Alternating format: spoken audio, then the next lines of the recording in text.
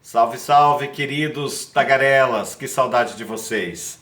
Eu sou o PC, professor de História. Hoje falo aqui da minha casa, do meu lar, com a minha família, onde daqui eu estou me protegendo e inventando mil coisas para fazer.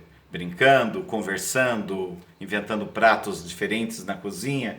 E como professor de História eu não posso deixar de lembrar a vocês a importância que se faz a leitura. Eu também estou lendo. Eu também estou procurando, nesse período em que nós estamos reclusos, buscar conhecimento. O conhecimento se faz com leitura séria, com livros, com bons artigos, com o livro didático que vocês têm, com todo o material do ON que foi preparado especialmente para você. Então, faço aqui inicialmente já um apelo. Procurem ler diariamente. Procurem estar sempre em contato com a leitura, ok? Muito bem, vocês prepararam aí, fizeram uma leitura e devem ter também feito alguns exercícios após assistir a aula sobre a Revolução Russa que o Positivo Soluções Didáticas prepararam para vocês. Aliás, essa primeira aula é de extrema importância para que vocês consigam entender todo o restante do nosso ano letivo. Porque o nosso ano letivo é ligado ao século XX, e o século XX é o século da Guerra Fria, da corrida espacial, da corrida armamentista, da Guerra do Vietnã, da Guerra da Coreia. São todos esses e outros assuntos que eu não vou citar aqui, causados pela disputa entre Estados Unidos e União Soviética. E a União Soviética ela inicia um processo de mudança de contexto econômico e político totalmente diferente do restante do mundo a partir da Revolução Russa. É a Revolução Bolchevique que vai mudar toda a estrutura econômica, social, política e cultural da Rússia. A Rússia é o primeiro país que vai realmente efetivar, vai colocar como real o marxismo, o projeto de Karl Marx, de uma revolução do proletariado, uma revolução que acabasse ali com a disputa de classe. Muito bem, então pensando nisso, vocês fizeram aí um estudo. Nessa primeira aula, foi pedido a vocês, após essa aula que vocês assistiram, sobre a Revolução Russa, que fizesse alguns exercícios.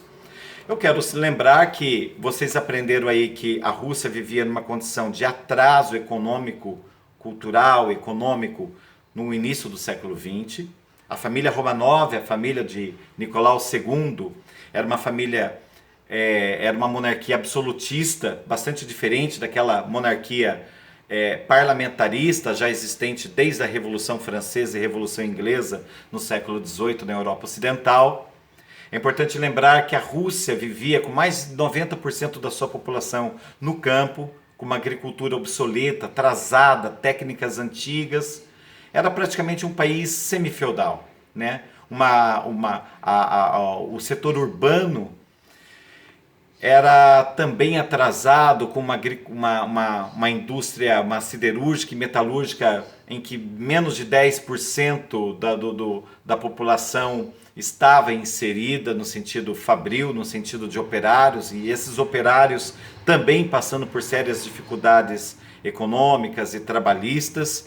Então, assim, a Rússia, ela tem todas as condições necessárias para viver uma revolução. Essa revolução vai acontecer no ano de 1917. A primeira em fevereiro, chamada Revolução Burguesa, e a segunda em outubro, a Revolução Bolchevique, que é a Revolução do Proletariado. Muito bem, com base no que vocês aprenderam, vamos pensar agora um pouquinho aqui nesse exercício 2 do caderno de atividade, do livro de atividade.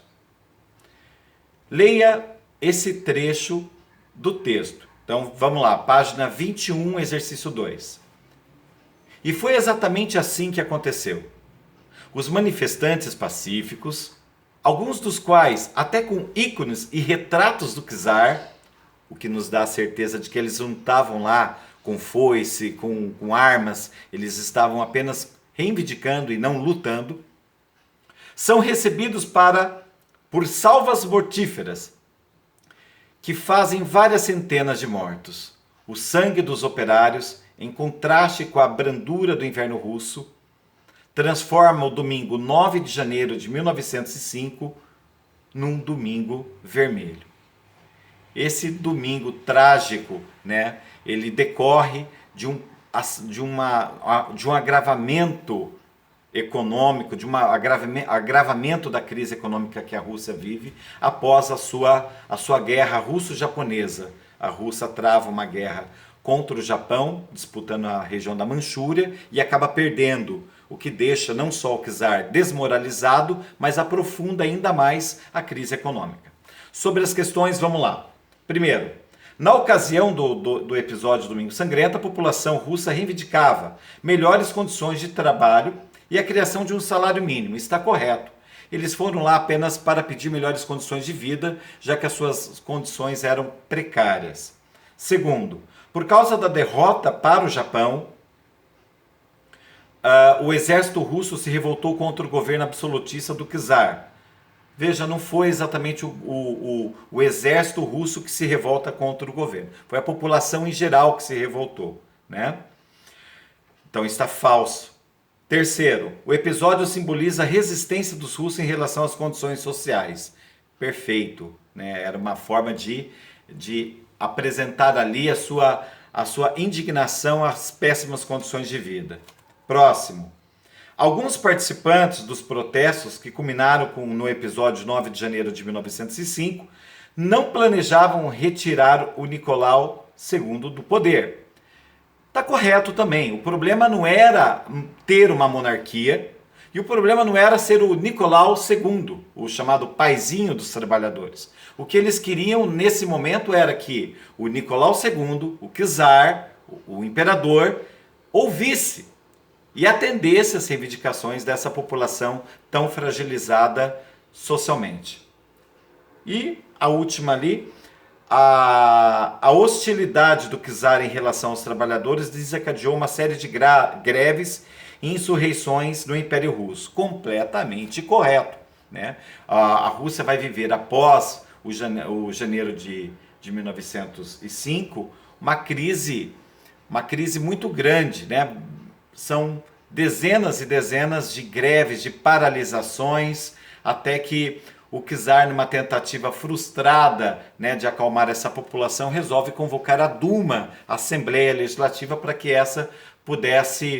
ele pudesse dessa forma demonstrar que estava propenso a atender às reivindicações do povo, né? O que, de fato, lá na frente a gente vai perceber que ele não atende, que era tudo apenas uma maneira de acalmar a população. Ele não tinha interesse nenhum de dividir o seu poder com políticos e demais representantes das camadas sociais. Ok, pessoal?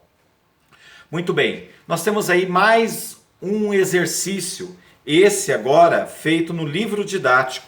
Vamos lá para o nosso livro didático e vamos até a outras versões, página 41. Muito bem, na página 41 nós temos dois textos. Esses textos brigam entre si e é muito interessante isso. Nós como estudantes, né, nós que estamos nesse processo de aprendizagem, temos que entender que às vezes não existe uma única verdade, né? Muitas vezes o que está em um texto pode estar diferente no outro texto. E daí? Qual é o texto correto? Qual é a verdade? É por isso que nós estamos sempre buscando confrontar textos, para que nós possamos refletir sobre eles e, a partir das evidências, buscar aquilo que realmente nos aproxima da verdade. Ok? Muito bem, em outras versões, nós temos dois textos, e um deles deixa claro, eu quero fazer uma citação desse texto, ele diz assim: embora haja referências a duas revoluções russas, uma em fevereiro e uma em outubro, apenas a primeira merece esse nome. Então, inicialmente, né, o Richard Pipes, que é o autor do livro Histórias Concisas da Revolução Russa, cita que apenas a primeira revolução, a Revolução de Fevereiro, que foi a revolução que derrubou a monarquia, que derrubou o Estado absolutista do Nicolau II, merece ser chamada de revolução. Já o texto 2, a Sheila Fitzpatrick, ela cita o seguinte: o momento revolucionário havia chegado, dizia Lenin, e que todos deveriam se preparar. A demora seria fatal. A defesa de Lenin por um levante armado imediato era apaixonada, mas não convenceu de todos seus colegas de liderança, porque os bolcheviques deveriam fazer uma aposta desesperada quando a maré estava fluindo tão claramente a seu favor. Em 10 de outubro, o Comitê Central Bolchevique concordou que um levante seria desejável, em princípio. Quase nenhum de nós concebia o início como uma tomada pelas armas de todas as instituições do governo em um momento específico. Está aqui no texto. Então, basicamente, o segundo texto, ele vai colocar aqui essa revolução, esse movimento, aparece como um movimento gradual, não é verdade? E onde aparece Lenin, que defende a ideia da tomada de poder pelos bolcheviques, ainda que muitos de seus pares não concordassem com isso, né? A ideia que um texto faz é que toda a população se une, né? Há um consenso de toda a sociedade para derrubar o Nicolau II. Esse do primeiro texto, né? Então, no primeiro texto... Então, a pergunta 1. Os dois textos descrevem a Revolução Russa da mesma forma? Não, não descreve. Por que não? Vamos justificar. Bom, o texto 1 apresenta a Revolução como um movimento aparentemente legítimo, porque uniu todas as camadas e todos queriam derrubar ali o czar. No texto 2, Lenin aparece como aquele que defende a ideia de tomada de poder pelos bolcheviques, ainda que muito de seus pares não concordasse com o plano. Muito bem, na próxima questão nós temos ali, de acordo com o texto 1, qual a diferença entre os eventos de fevereiro e de outubro? Muito bem, o movimento de fevereiro é um movimento popular, né? É um movimento que traz toda a população, toda a sociedade russa contra o czar Nicolau II, porque ele continuava de forma autoritária, né, ceifando a vida da população russa mesmo, né? Então a Rússia ela vai cada vez mais se aprofundando em crise. Começa lá com a guerra russo-japonesa, em que há um agravamento da crise econômica. Logo depois, o Domingo Sangrento marca e deixa evidente que o czar não estava interessado em ouvir o povo. Passado esse período, nós vamos ter anos de crises e de perseguições políticas, né? E com a chegada da Grande Guerra, a Rússia ainda mais se aprofunda na sua crise, né? A Rússia que, em 1914, entra numa guerra de gigantes, de imperialistas, de grandes potências imperialistas da Europa, quando que, na verdade, ela estava numa condição precária, tá bem? Já o movimento de outubro é um movimento marcado, né, pelo grupo que realmente acreditava que apenas algumas concessões não garantiria uma melhora na vida da população, né? Vladimir Lenin, ele acredita que a mudança teria que ser radical, que para que acabasse com as diferenças sociais, para que a população pudesse viver num equilíbrio, né, social, a população deveria realmente ir à guerra, deveria insuflar ali um movimento operário, um movimento camponês, né, liderado por uma grande organização chamada de sovietes, que acabariam com o poder e depois passariam a assumir esse poder para que houvesse uma igualdade, uma equidade social. Tá bem? Essa era a proposta de Lenin na Revolução de Outubro. Questão 3. Com base nas leituras dos excertos, é recomendável buscar apenas uma fonte de informações para os fatos que estudamos ou pesquisamos? Claro que não. Na verdade, às vezes nós historiadores costumamos dizer, né, pegando aqui um gancho com Peter Burke na escrita da história, que é interessante olharmos sempre nas entrelinhas, olharmos sempre naquela evidência que não está tão evidente. Ou seja, muitas vezes é o que o livro não nos revela que está a verdade.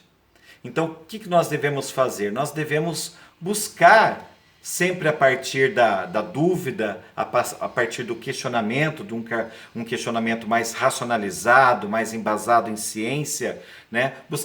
Devemos sempre buscar outras verdades.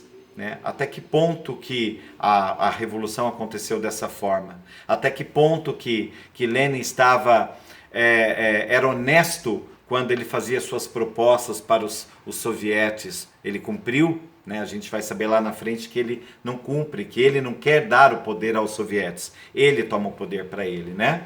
Muito bem, eu vou parando por aqui. Eu quero lembrar a vocês que nós estamos nesse momento em quarentena, mas isso não impede de lermos, de entrarmos no portal educacional e debruçarmos sobre textos, sobre exercícios, tá bem? Nós vamos estar semanalmente gravando aulas para vocês e tirando as suas dúvidas, tá bem? Eu peço que vocês busquem alguns conceitos, como o professor que gravou a aula havia proposto, né? O conceito de burguesia, o conceito de proletariado e o conceito de sovietes, tá bem? E nós voltaremos numa próxima aula. Obrigado, cuidem-se e fiquem em paz. Tchau.